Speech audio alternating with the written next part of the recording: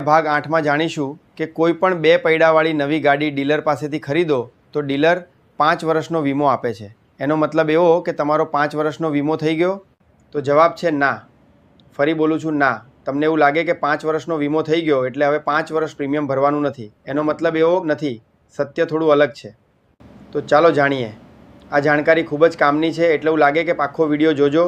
અડધો વીમો 5 વર્ષનો અને અડધો વીમો ફક્ત 1 વર્ષનો જ હોય છે। થર્ડ પાર્ટીના પાર્ટનો વીમો 5 વર્ષનો હોય છે, જ્યારે ગાડીનું જે એક્સિડન્ટમાં જે નુકસાન થાય અથવા ગાડી ચોરી થાય એ પાર્ટનો વીમો 1 જ વર્ષનો હોય છે। માં ઉદાહરણથી સમજીએ। 1 વર્ષ પછી જો અડધો પાર્ટ જો રિન્યૂ ના કરાયો અને એક્સિડન્ટમાં ગાડીને નુકસાન થયું અથવા ગાડી ચોરી થઈ તો ક્લેમ નહીં મળે। પોલીસ ચેકિંગથી બચવા અને થર્ડ પાર્ટી વીમા માટે આ 5 વર્ષનો વીમો માન્ય ગણાશે, પણ એક્સિડન્ટમાં અને ચોરીમાં માન્ય નહીં ગણાય। આ વિડીયો બધાને સમજાય એવી ભાષામાં ખૂબ જ મહેનતથી બનાવ્યો છે। 2 પૈડાવાળી ગાડીની વીમા પોલિસી લેવા કે વધુ જાણકારી માટે કોલ કરશો। વિડીયો ગમે તો એક લાઇકની આશા રાખું છે, અને રેગ્યુલર અપડેટ જોઈએ છે તો સબસ્ક્રાઈબ કરો।